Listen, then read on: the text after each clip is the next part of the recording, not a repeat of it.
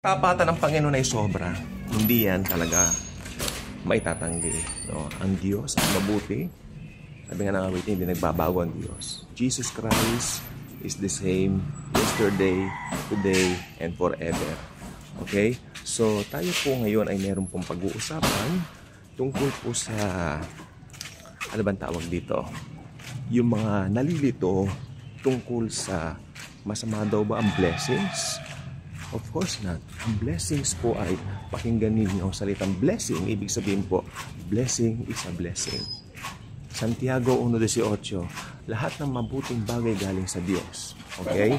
Pero ano po itong sinasabi ng Bible sa atin pong magiging talata para po sa day na ito? Ano yung sinasabi po dito? So tayo po ay magbukas ng mga Bibles natin. Kung meron pa mga apps diyan, no? Let us open sa... Magulo po kasi yung mga aso ko. So, let us open our Bibles dito po sa 1 John chapter, ano ba itong chapter na to? Chapter 1 lang ito, no? John chapter, teka, 2 ba to? John chapter 1 verses, teka, hindi ba nakalagay ito? Hindi ayan, no? Ayan po siya. So, ayan, John chapter 2, sorry.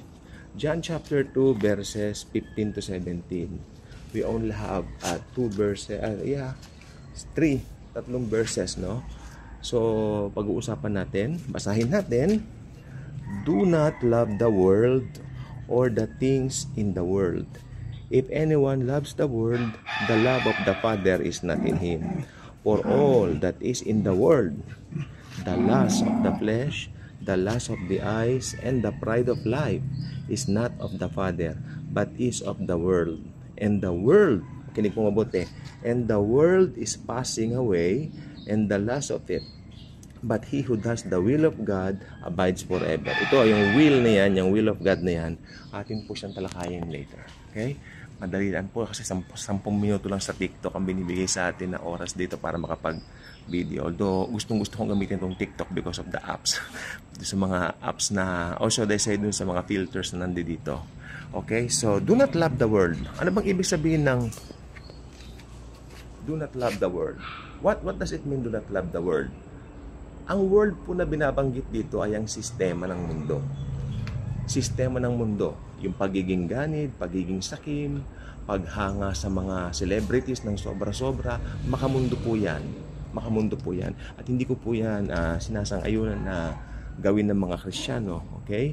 So, yung paghanga ng sobra, ibig sabihin yung mga fan. Hindi masamang humanga sa isang tao. Okay? Pero pag sobra-sobrang yung paghanga, parang idolatry na, yun ang hindi maganda. Yun ang world. Sistema ng world yun.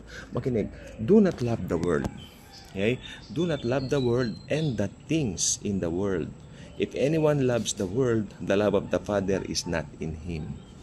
Pag meron kang minamahal ng higit pa kay Kristo, kung ikaw ay Kristiyano na, tapos meron kang mas pinahahalagahan ng higit kay Kristo, yan na ang world na binabanggit.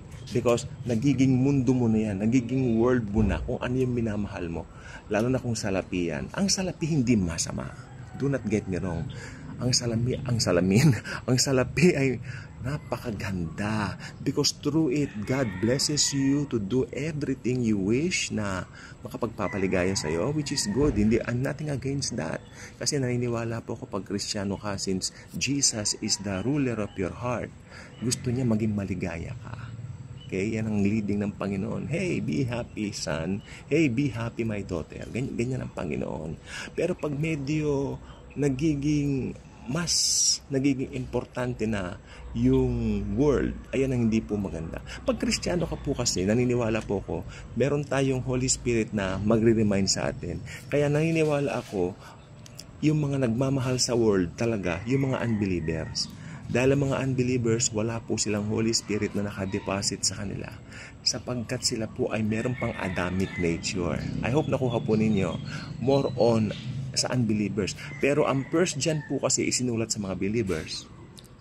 'Di ba? Para ma-remind lang po tayo na huwag tayong gumaya sa utak ng mga unbelievers. Okay.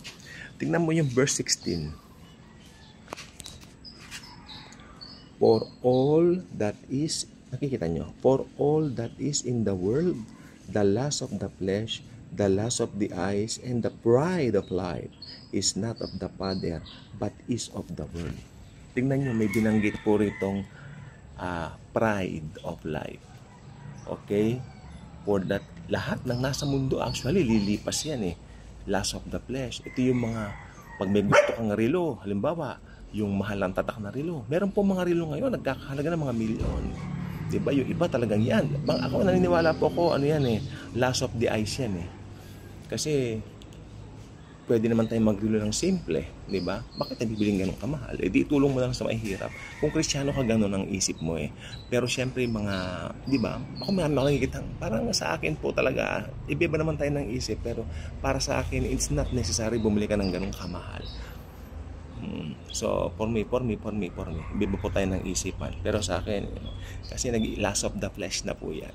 Parang, hindi naman kailangan eh. Ako, mababaw lang kasi yung kaligayahan ko. Pero ibang, siguro kung kaya naman nila, why not, di ba? Pero lust of the eyes yan. Pero lahat po yan, lilipas yan. Alam niyo po ba, ang nakita ko po kagabi, nung nag-i-scroll ako rito, meron pong video yung 171 ng Air India. Air Flight India, yung ba yung sumabog, di ba, na aeroplano. Talaga nakita ko po yung mga bangkay, sunog na sunog.